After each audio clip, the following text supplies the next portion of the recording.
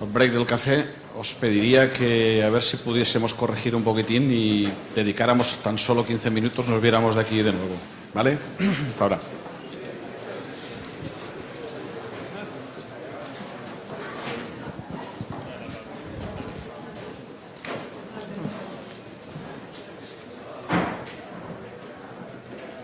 No sabía cómo iba el tiempo.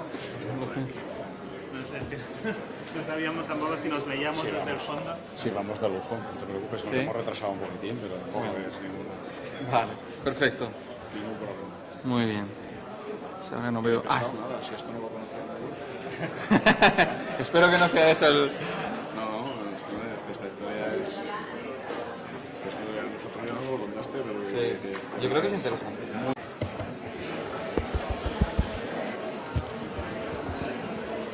Continuando con el programa de esta mañana, vamos a abrir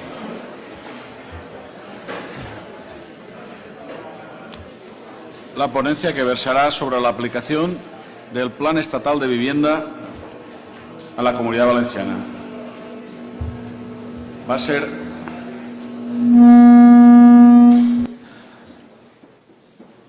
impartida por Lidón Bordils y José Alberto Sanchís. Lidón es arquitecto desde el 98 por la Universidad Politécnica de Valencia con la especialidad de edificación.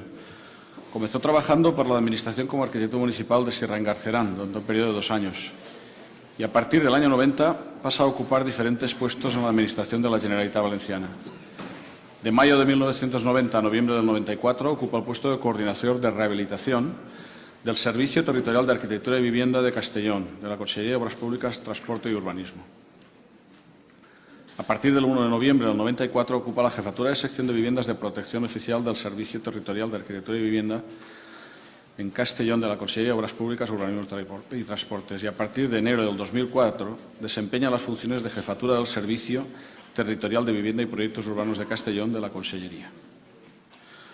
José Alberto Sanchís es arquitecto desde 1984 de la Universidad Politécnica de Valencia. Buena promoción. Diplomado en Gestión Urbanística, yo también. Diplomado en Gestión Urbanística y máster en Gestión Inmobiliaria Social. Se incorpora a la Generalitat Valenciana en el año 85. Desde 1991 ha participado en la elaboración, planificación, desarrollo de la normativa, coordinación y seguimiento de los planes de vivienda, rehabilitación y suelo. Ha coordinado y puesto en marcha el sistema informático de gestión de los expedientes de los planes de vivienda. Dirigido, planificado y puesto en marcha el Observatorio Valenciano de la Vivienda.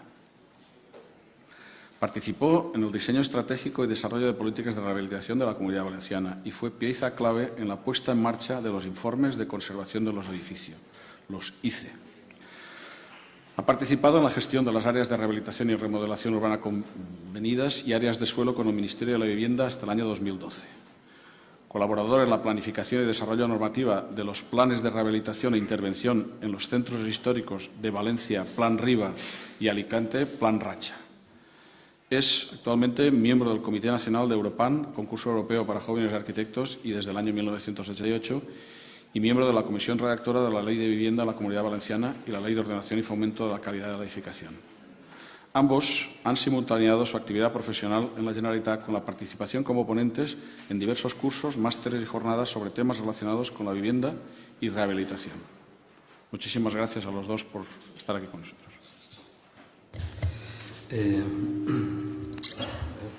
¿Se oye así? Bien, buenos días a todos.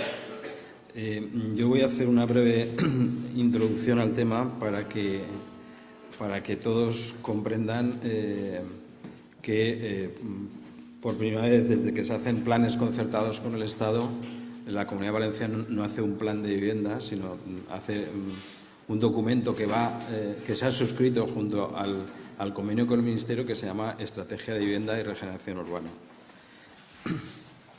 Bien, esa estrategia de vivienda se aborda con cuatro objetivos fundamentales, que es el propiciar el acceso a todos los ciudadanos a una vivienda digna, el contribuir a la generación de actividad y empleo, la mejora del entorno urbano y el trabajar por los valores urbanos, patrimoniales y medioambientales. La situación con la que nos encontramos en el año, cuando acaba el Plan de Vivienda 2012, era una situación, y en parte lo sigue siendo, problemática. Problemática en el sentido de que hay un descenso de actividad muy considerable, hay una demanda de alquiler emergente por la propia situación económica y hay unas necesidades de rehabilitación bastante evidentes que vamos a abordar. Ese descenso de actividad, estos son algunos de los indicadores, se ratifica por esa pérdida de 200.000 puestos de trabajo en la Comunidad Valenciana del sector de la construcción o por un descenso de la actividad de viviendas nuevas y rehabilitadas absolutamente cuesta abajo. No es una pendiente, no es el descenso suave que se nos decía en 2008, es un descenso en picado. Esta situación, que como decía es compleja, yo pienso que deja a la Administración de Vivienda, como ha dicho Jaume, los planes de vivienda siempre se hacían bajo unos parámetros más o menos siempre los mismos, pero en el escenario en 2012 es un escenario que se caracteriza porque nos encontramos con muchas viviendas vacías, no solamente viviendas de stock, las viviendas vacías de toda la vida, ese 3%, perdón, ese 16%, 564.000 viviendas vacías en la Comunidad Valenciana, 564.000 viviendas de stock, viviendas terminadas nuevas sin vender, y Castellón no es el caso, pero Castellón tiene una situación especial. Castellón, recordar que en el año 2008 se terminaron 32 viviendas cada 1.000 habitantes, cuando la media razonable siempre se habla entre 6 o 8, ¿no? Bien, una situación de vivienda vacía, como decía, una situación que va increciendo respecto a las situaciones de ejecuciones hipotecarias y lanzamientos, gente que pierde su vivienda, y se hace la ley con carácter urgente de deudores hipotecarios, de protección de deudores hipotecarios. Una constitución del Sareb a través del Fondo de Distribución Bancaria de pasar activos tóxicos a Sareb para que gestione esas viviendas que se hayan quedado amparadas. Las daciones en pago de los promotores a través de los bancos pasan al Sareb. Un mercado de vivienda en claro descenso. En 2006 habían 900.000 transacciones y en 2013 habían 300.000, es decir, pierde 2/3 partes. Por lo tanto, se tomó como estrategia definir precisamente una estrategia, es decir, qué es lo que se puede tocar para hacer frente a esta situación, mientras el plan avanzaba. Entonces, con eso dicho, para que veáis aquí la relación, en los ejes de la estrategia, que son el de protección social del acceso a la vivienda, que es finalmente qué medidas se ponen para articular posibilidad del acceso. Se opta claramente, tanto en el plan de vivienda como en la estrategia, por no favorecer el acceso a la compra, es decir, no dar el cheque de acceso, no pagar por comprar la vivienda, sino por establecer mecanismos e instrumentos para ayudar al alquiler de la vivienda, a la gente que tiene que alquilar una vivienda. Y esa estrategia se refleja o se casa con el plan estatal, con estas dos líneas, que es la ayuda al alquiler de vivienda, que hay una convocatoria del día 1 de abril, que está convocada, que acaba el día 30 de este mes, y unas líneas de fomento del parque público que se dice por primera vez en mucho tiempo, y esto también lo destaco, que hay que constituir un parque público de vivienda de alquiler social. Bienvenido sea, después de no sé cuántos planes de vivienda, que se fomente un parque público. Los resultados tal vez veremos cuáles son. El otro eje estratégico es la rehabilitación y regeneración urbana, como no podía ser de otra manera. Esa estrategia, que veremos algunas pinceladas ahora mismo, se encaja con el plan estatal en las líneas P3 a P6, que es el fomento de rehabilitación edificatoria, que es lo que va a explicar ahora Lidón, que es todas las ayudas que hay para la rehabilitación, el fomento de la regeneración urbana, que no va por convocatorias, sino por acuerdos a tres bandas, Ayuntamiento, Generalidad y Ministerio, para rehabilitar un área urbana concreto que se decida y que se acuerde impulsarla. El apoyo a la implantación del IEE, o sea, el Ministerio apuesta por lo que hicimos aquí en la Comunidad Valenciana en 2007, que era subvencionar el 100% del IEE, el Ministerio subvenciona 20 euros por cada IEE que se haga en cada vivienda, y es una política de incentivo a hacer el IEE. Otra cosa es que, en paralelo, el IE también sirve como condición necesaria para poder optar las ayudas de la rehabilitación, y el fomento de ciudades sostenibles y competitivas que, si hay lugar, pues algo se puede comentar. Los otros aspectos tienen que ver con la avanzar en la normalización del mercado de la vivienda, acciones que se han hecho en relación. Se aprobó el decreto era el 151, el decreto de modificación del plan de VPO, el 191-2013, que hacían algunos ajustes en los mecanismos de vivienda protegida, posibilitando deshacer stock de vivienda protegida o hacer vivienda protegida en suelos de reserva con determinadas condiciones.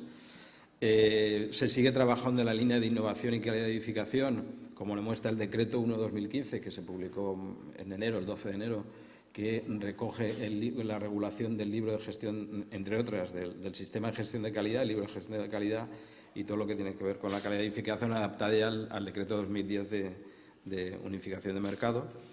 Y, finalmente, una línea que ha estado subyacente a lo largo de este tiempo, de esta legislatura, que es el fomento de adquisición de vivienda por extranjeros, que ha sido poner el foco en ver cuál es el comportamiento del mercado inmobiliario que adquieren los extranjeros.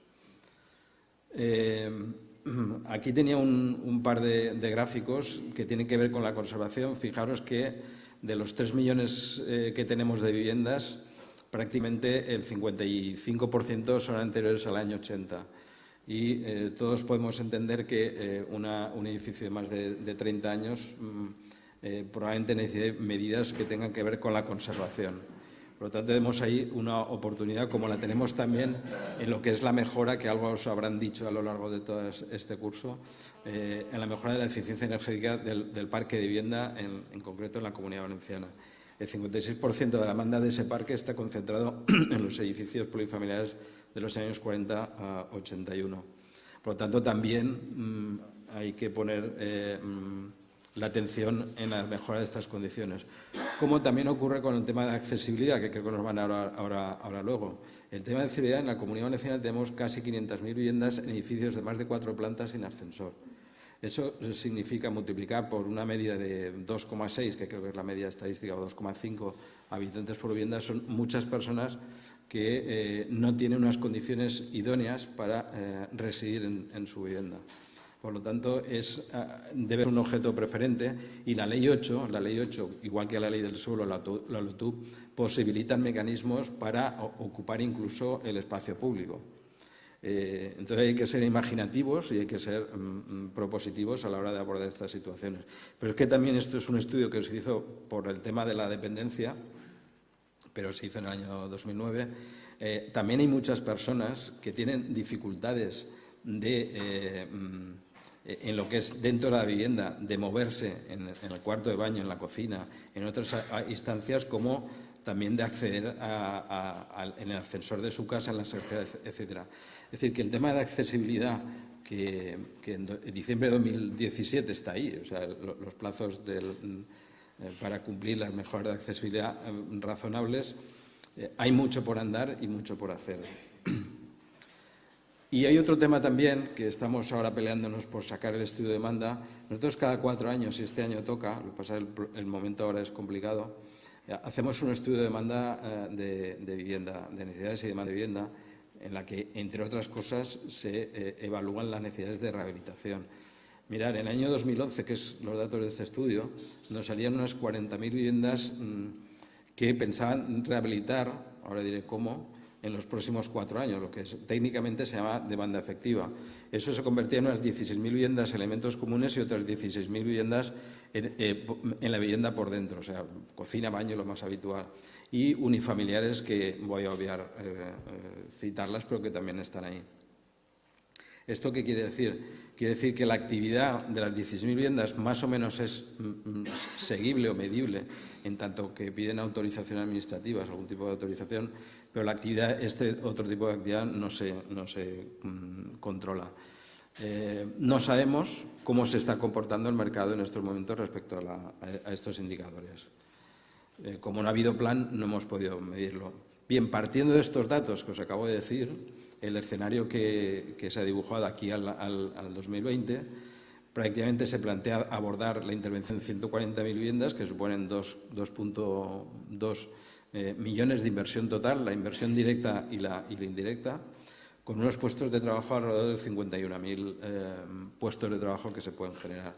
Eso anualmente significa intervenir en 23.000 viviendas de elementos comunes o privativos, básicamente, y unos 365 millones de euros y 8.000 puestos, 8.600 puestos de trabajo. Bien, este sería el escenario ideal que recoge la estrategia y es un poco al cual se aspira.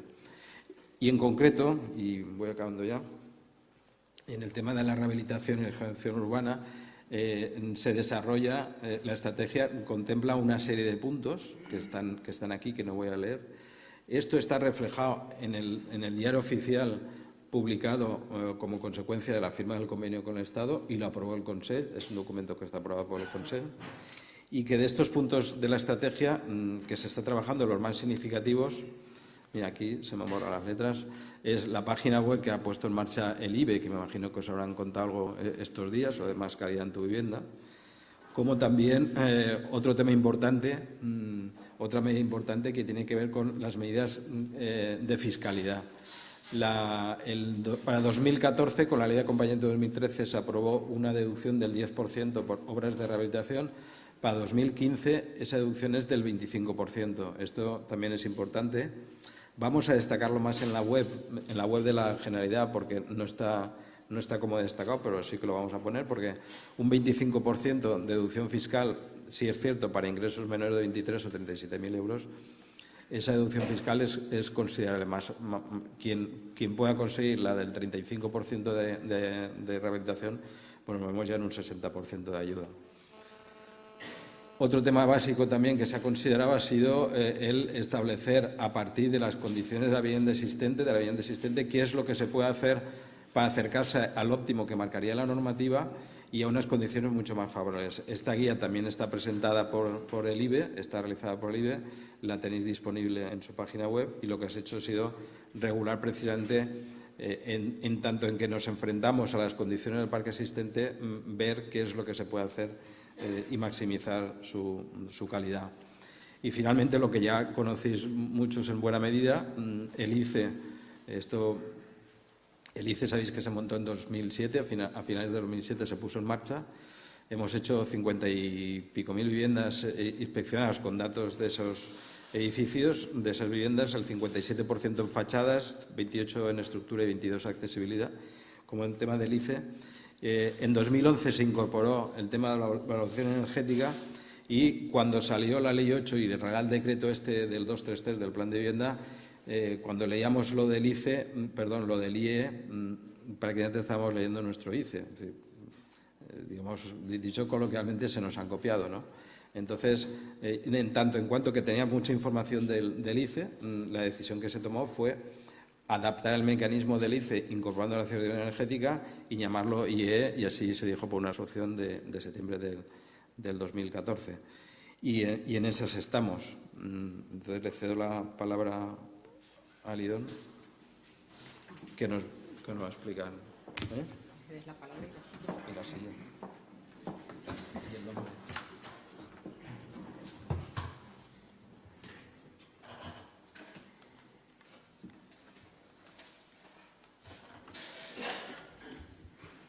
Buenos días a todos. Vamos a dar entonces un vistazo a estas ayudas para la rehabilitación de edificios que se enmarcan dentro de lo que es el Plan Estatal de Fomento del Alquiler, Rehabilitación Edificatoria y Regeneración. Bueno, las grandes novedades de este sistema es que se tramitarán estas ayudas en régimen de convocatoria, en régimen de concurrencia competitiva, por lo tanto vamos a tener un plazo que ya se ha abierto. El plazo es de 2 meses y abarca los meses de abril y mayo. Durante estos 2 meses se recibirán las solicitudes y se gestionarán las ayudas establecidas en el Real Decreto 233. No hay ayudas complementarias de la Generalitat, como han habido en planes anteriores, y esta convocatoria podrá gestionar estas ayudas del Ministerio, que se engloban en 3 grandes grupos: las obras de conservación, obras de mejora de calidad y sostenibilidad y los ajustes razonables en materia de accesibilidad.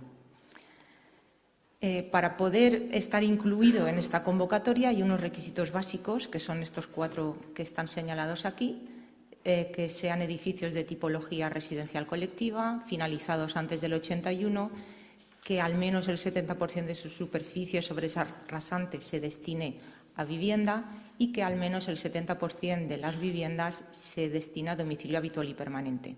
Aún así, hay unas excepciones, que son aquellos edificios que presenten graves daños o aquellos edificios que se vayan a destinar al alquiler durante al menos 10 años desde la recepción de la ayuda.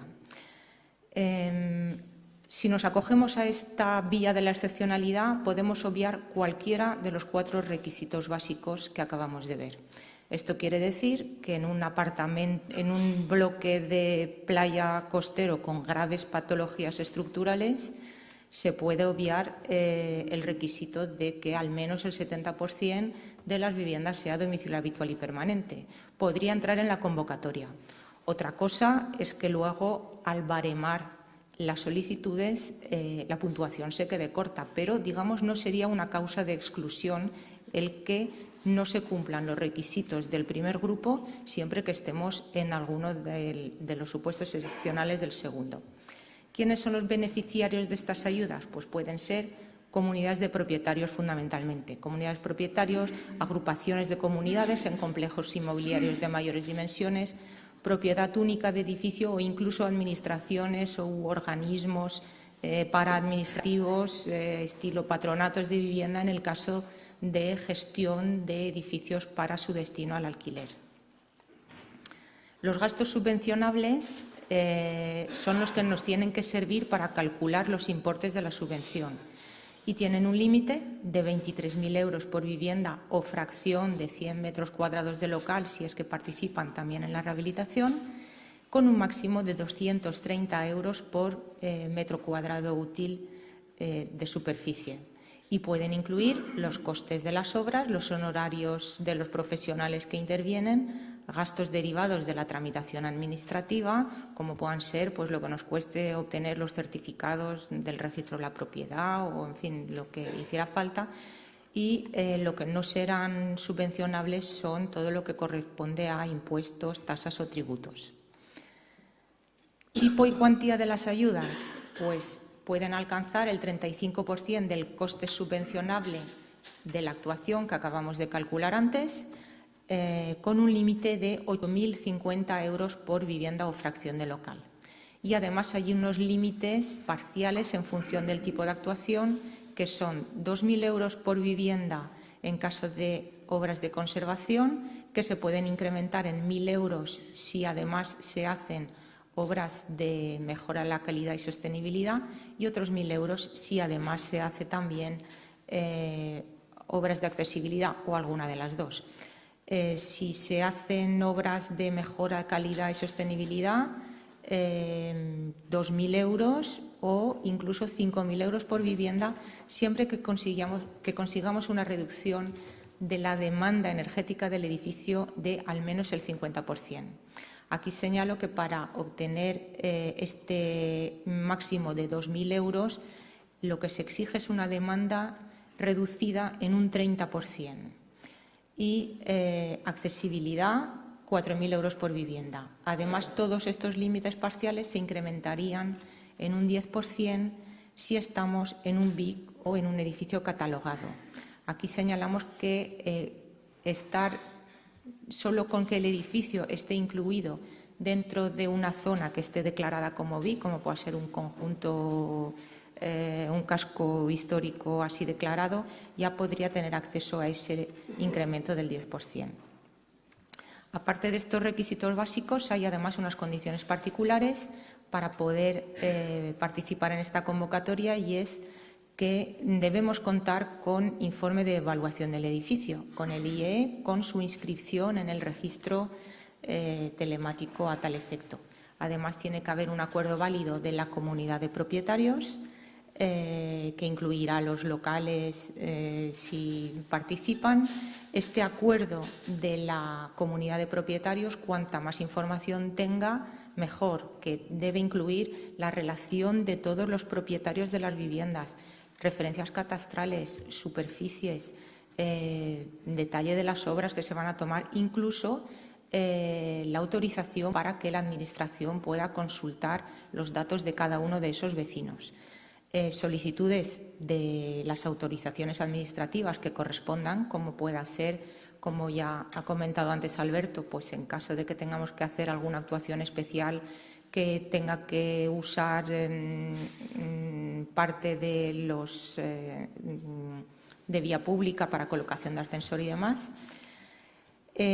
También se tendría que tramitar de inicio y luego, en cuanto al mínimo de viviendas, siempre que hagamos actuaciones de accesibilidad o mejora de la calidad y la sostenibilidad, se pedirá un mínimo de 8 viviendas, salvo que se hagan en concurrencia con actuaciones de conservación del edificio o bien haya personas discapacitadas en ese edificio o bien personas mayores de 65 años. No hay mínimo de viviendas para las actuaciones de conservación, aunque aquí también veremos luego cómo juegan los puntos del baremo. Se tiene que aportar un proyecto o memoria de la actuación a realizar y otra novedad es que para aquellas actuaciones que tengan un coste subvencionable mayor de 50.000 euros es necesario aportar 3 ofertas para la realización de esas obras.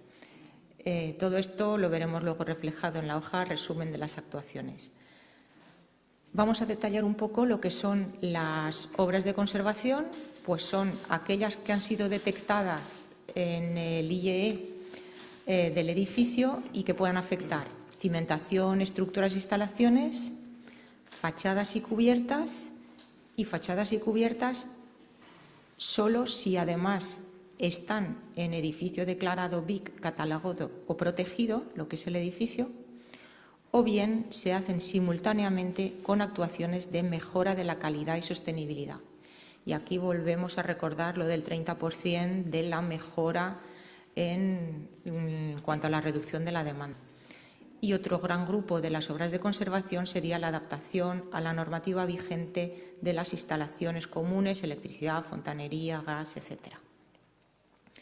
En cuanto a las obras de mejora de la calidad y sostenibilidad, insistimos en lo del 30% y además siempre tiene que haber al menos una actuación del grupo de arriba, que son la envolvente, mejora de la envolvente térmica del edificio, mejora en cuanto a sistemas de calefacción, refrigeración o instalación de equipos que permitan utilización de energías alternativas. Adicionalmente, también están tipificadas como obras de este tipo, pues la eficiencia energética de las instalaciones comunes de ascensores e iluminación, aquellas actuaciones tendentes al ahorro del agua, adecuada recogida y separación de residuos y demás. Pero estas por sí solas no podrían ser objeto de un expediente nuestro si no vienen acompañadas de alguna de las del grupo de arriba.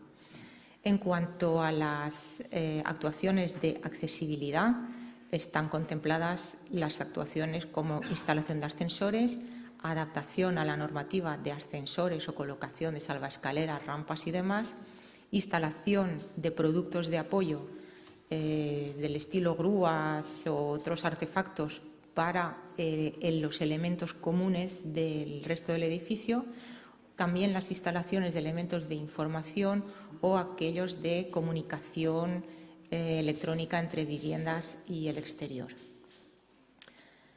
Hay unos plazos que se tienen que cumplir y el sistema es que una vez hecha la resolución de adjudicación hay un plazo máximo de 4 meses para comunicar el inicio de las obras.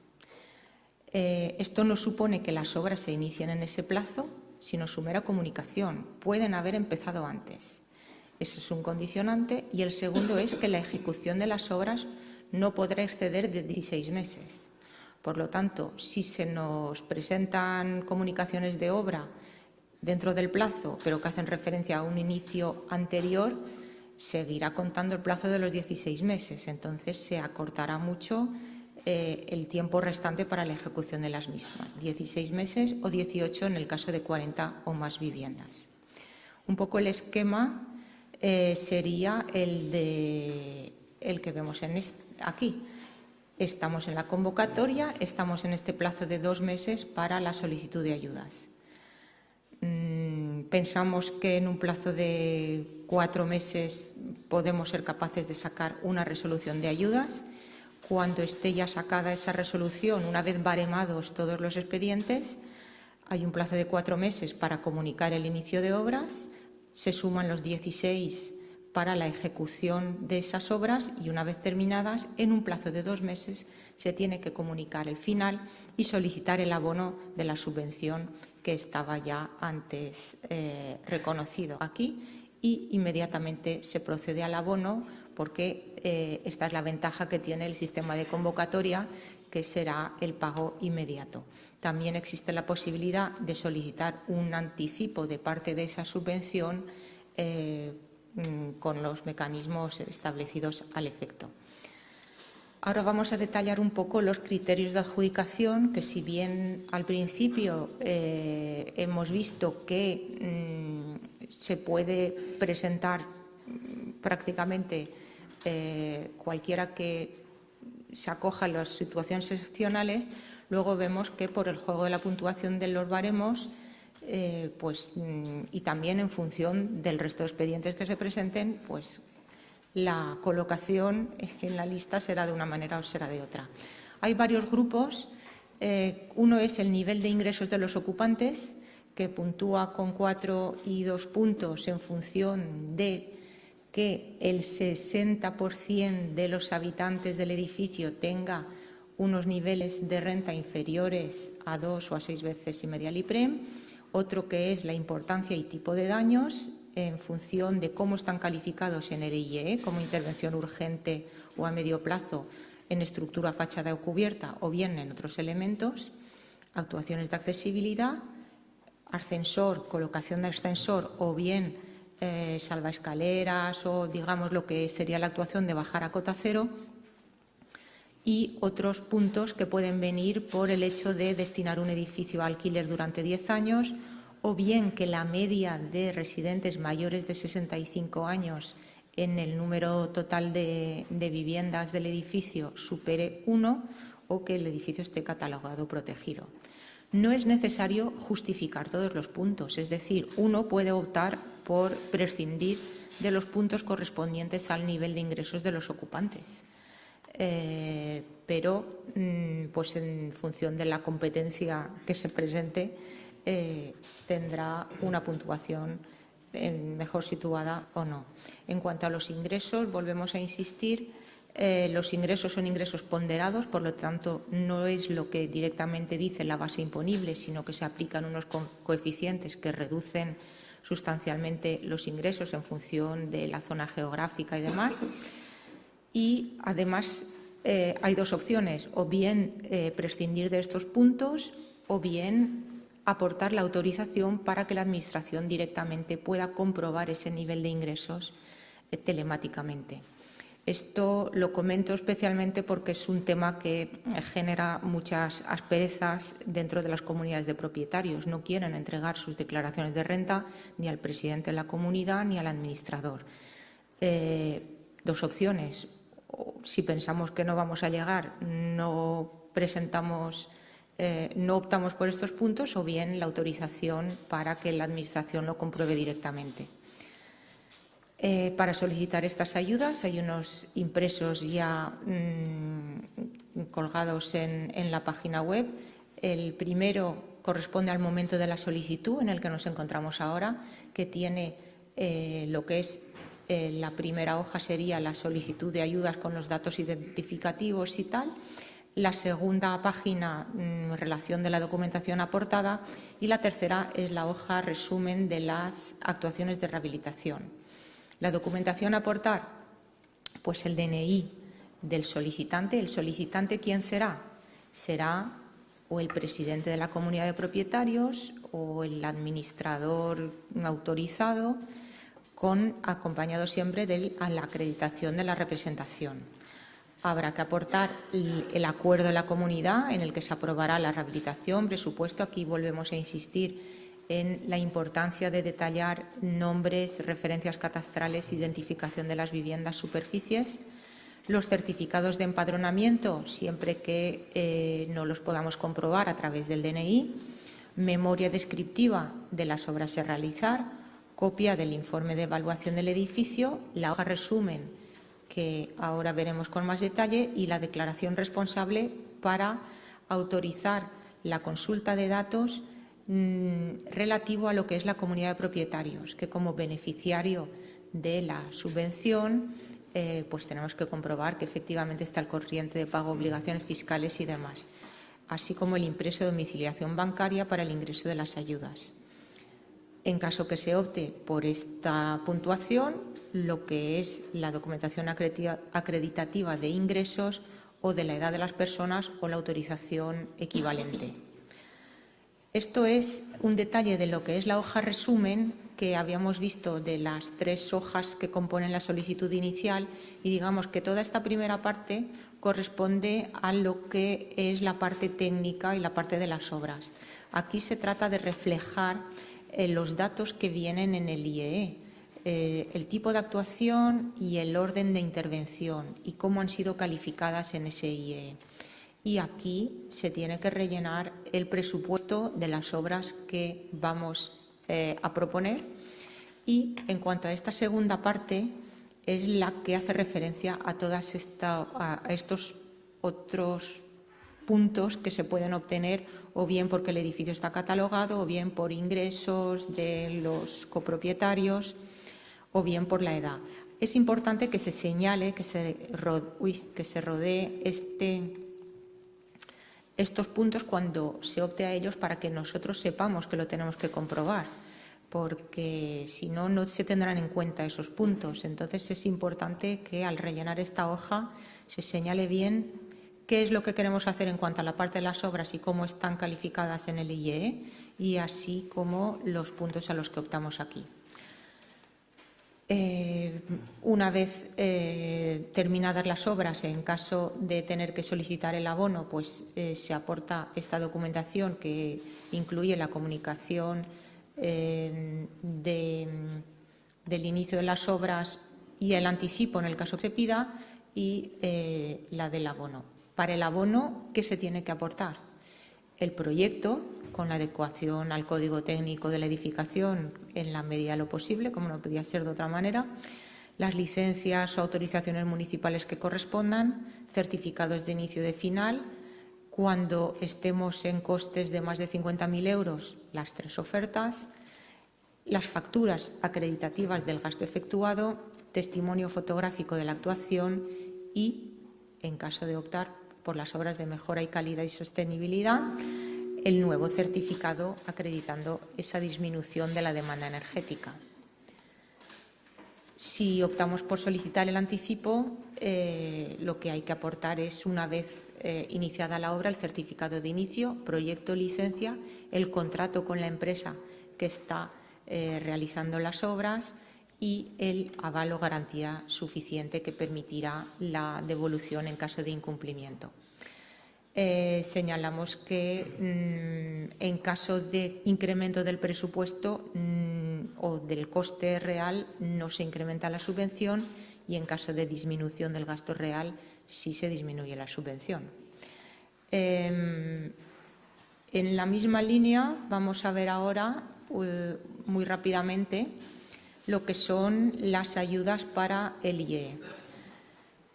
Pues igualmente es una línea de ayudas para sufragar en parte el gasto que le supone a una comunidad la redacción de ese informe de evaluación de los edificios, y también se articula en régimen de convocatoria, concurrencia competitiva. Hay un plazo de 4 meses, por lo tanto termina a final de julio.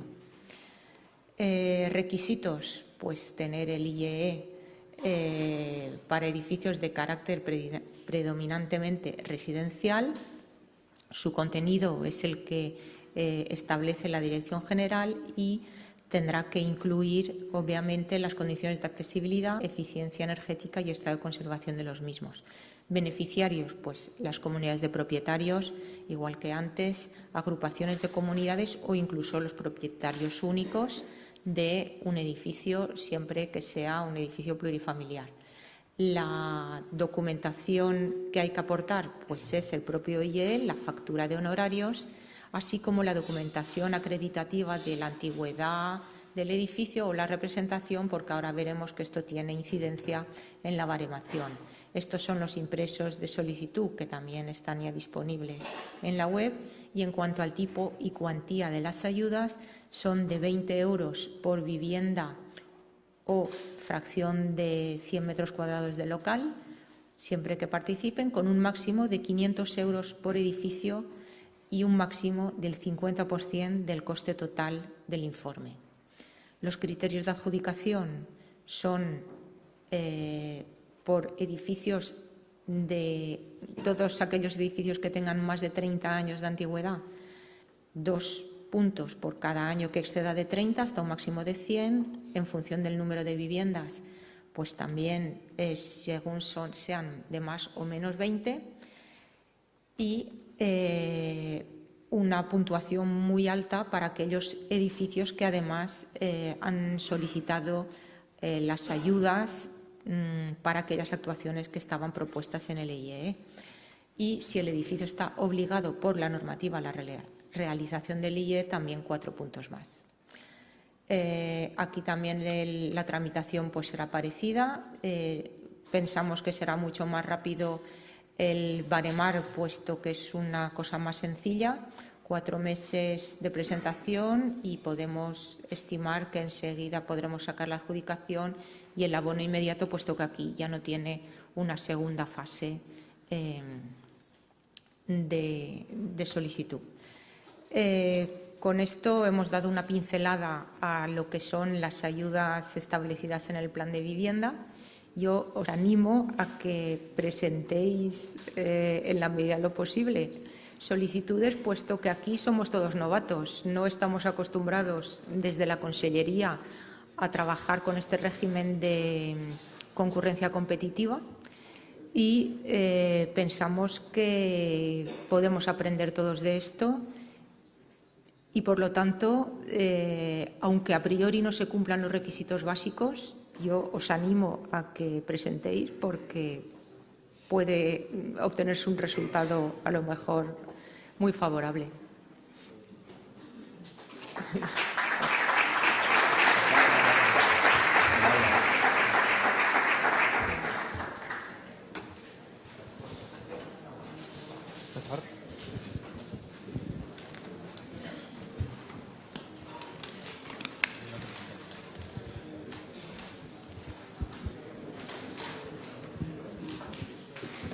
Pienso que el tema lo merece y queda abierto, si os parece, un turno de preguntas para despejar dudas respecto a estas cuestiones. Sí, una duda. En la orden se pide una memoria para estudiar la ayuda, para concederle, y un proyecto para dar el dinero, dijéramos. Y si anticipamos, se pide el proyecto desde el principio. También se piden 3 presupuestos de constructoras, que lógicamente tienen que ser homogéneas. Luego, en pura lógica, el proyecto existe desde el principio. En un mercado maduro, lo normal es esto. Se presenta el proyecto, las constructoras hacen ofertas y el proyecto existe desde el principio. Pero yo no sé por qué se ha optado porque el presupuesto se elija al final, porque la práctica que hay ahora mismo en un mercado inmaduro de la rehabilitación es que las comunidades de propietarios hablan primero con las constructoras, antes con los técnicos. Y yo creo que esto es un foco de futuros problemas. Eso es un punto. La otra cuestión es el tema del aval, cuando uno adelanta.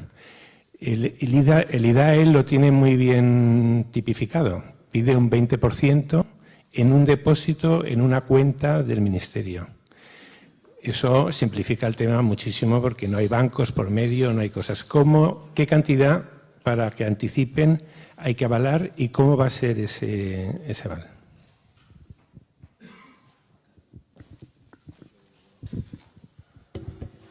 Bueno, el tema del proyecto no se ha puesto explícitamente la necesidad del proyecto por decisión, porque se ha considerado que así podía simplificar la documentación que tenían que entregar la comunidad de propietarios. Esa ha sido un poco la explicación del diario oficial, ¿no? Y luego respecto al tema de... ¿El otro qué era? El aval. El tema del aval, ahora mismo tenemos que aclarar un poco porque también entra en vigor la ley de subvenciones valenciana y entonces el máximo anticipo es el 15%. Entonces, un tema, en principio habíamos pensado que el aval podía ser el 100%, pero nos ha pillado la tramitación. El aval no, el anticipo. Sí, el anticipo era el 100%. Entonces, no te lo digo por el aval. Es decir, que pensando el aval tenía que ser por la totalidad del pago que se anticipaba, evidentemente. Sí, aval bancario. Ya lo sabemos. Para una comunidad de propietarios es muy complejo.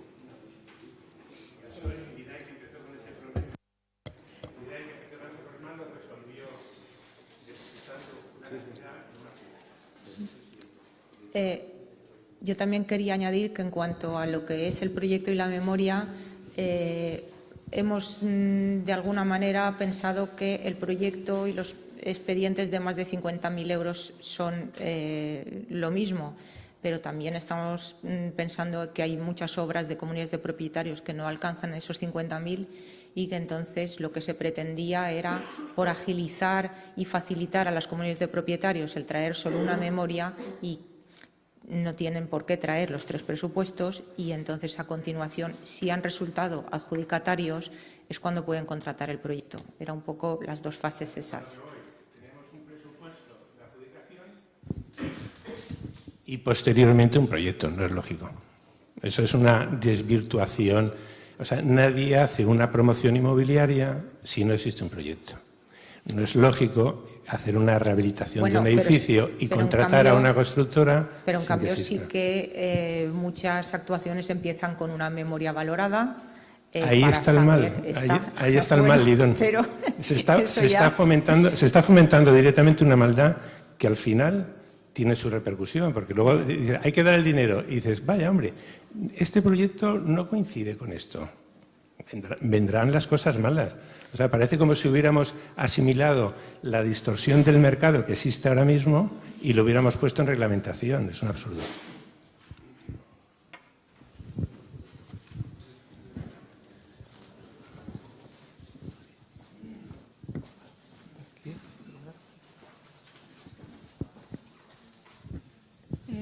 Hola, quería preguntar, ¿la condición de que exista un mínimo de 8 viviendas en el caso de subvenciones de accesibilidad y calidad, que se exige que haya un mínimo de 8 viviendas, ¿a qué se refiere ese número? ¿Al ámbito de actuación? No creo.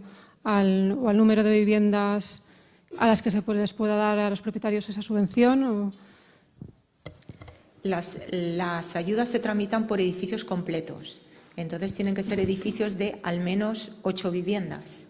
Si es un edificio en el que solo hay 4 viviendas, no podría entrar a no ser que haya una persona al menos de más de 65 años o una persona con discapacidad.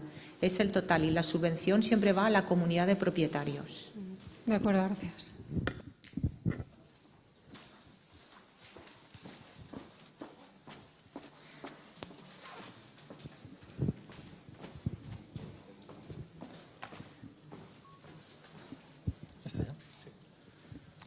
Hola, buenos días.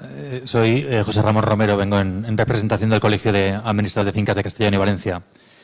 Y simplemente era exponer que nos encontrábamos ahora con problemas en cuanto a la tramitación de expedientes y sobre todo porque desde la propia Consellería, en cuanto a la baremación de la renta, se estaba solicitando la aportación de las rentas de todos los comuneros.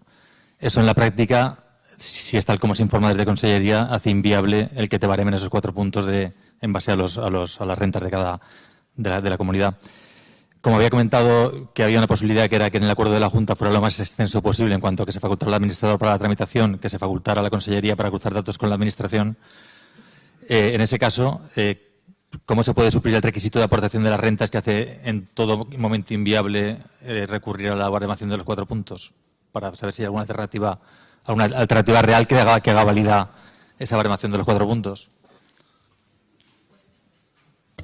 Tenemos dos opciones. Una es incluir en el propio acuerdo de la comunidad de propietarios la autorización a la administración, pero que tiene que ir bien detallada con los nombres, apellidos, DNI y firma de cada uno de los que autorizan, o bien hay un impreso que es genérico, la autorización para consultar los datos tributarios y uno por cada uno de los propietarios de la vivienda. Es importante que ponga el nombre y DNI de los dos cónyuges en caso de declaración individual y demás, y simplemente con esa autorización nosotros lo podemos comprobar. Lo que ocurre es que en el caso de que faltara una de las autorizaciones no se baremaría. Nosotros lo que se pide es que al menos el 60% de las viviendas tengan habitantes que tengan ingresos inferiores a X. Por lo tanto, en cuanto hayamos llegado a ese mínimo del 60%, ya podemos dar esos puntos.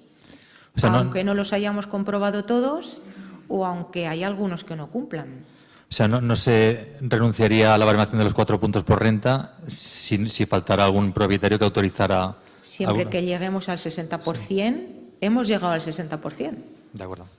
Gracias. También hay una cosa que eso debe quedar explícito en la solicitud, porque desde luego lo que no pensamos hacer tampoco es que nadie que diga que quiere optar a que se le bareme eso y no lo señale, porque señala que al menos el 60% de los vecinos nos dejan que contrastemos su información fiscal. Es decir, el quien no lo marque entendemos que no quiere entrar por baremo de ingresos. Entonces, tampoco vamos a requerir que nos aporten las rentas como se hacía antes, ¿no? Y asimismo, insisto que es muy importante que estén bien todas las autorizaciones. Nosotros no podemos entrar si no tenemos esas autorizaciones. Entonces, eso es muy importante. Es más fácil obtener la firma de la autorización que presenten la renta, pero tiene que estar.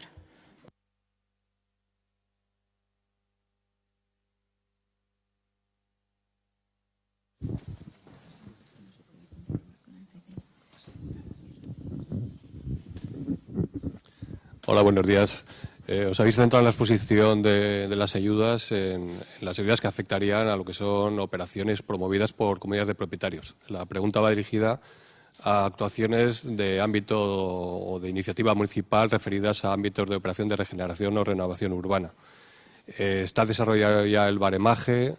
¿Qué criterios se van a utilizar para su evaluación? Lo digo porque casa difícilmente en los plazos que se han habilitado por el programa con lo que es la propia tramitación administrativa de estos expedientes. Las ayudas, yo tengo aquí un resumen del Ministerio, que pueden afectar a 30.000 euros por vivienda del ámbito de rehabilitación. De cara a la evaluación de la viabilidad económica de la operación en los informes de sostenibilidad económica, el computar o no computar estas ayudas puede ser relevante. En algún caso que hemos estudiado a título informativo puede llegar a rondar un 8% del montante global. No he visto en la exposición que se haya tratado este tema. ¿Lo estáis desarrollando o de qué forma lo vais a plantear? Gracias. Sí, lo que está convocado son las de ciudades sostenibles y competitivas, que luego si quieres llevo el pincho por ahí se puede contar. Lo que son áreas de rehabilitación, que creo que es lo que te refieres tú fundamentalmente, ahora se llaman ARUS, áreas de rehabilitación y regeneración urbana, eso no van por convocatoria. Eso va una propuesta que está explicitada en el decreto 233, la memoria que se debe aportar, y es una negociación entre Ayuntamiento General y Ministerio. No hay baremo, sino que se ve el dinero, los dineros que tienen uno, los que tenemos otros y lo que tiene el Ayuntamiento, y entonces se llega a un acuerdo y se bendice con el acuerdo bilateral para el desarrollo del área de rehabilitación. Sí, lo que has dicho, hasta 30.000 por sustitución de vivienda, 11.000 por rehabilitación, 2.000 por vivienda para espacio urbano por vivienda que se rehabilite.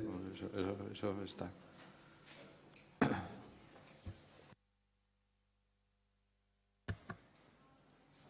tenemos para los ponentes.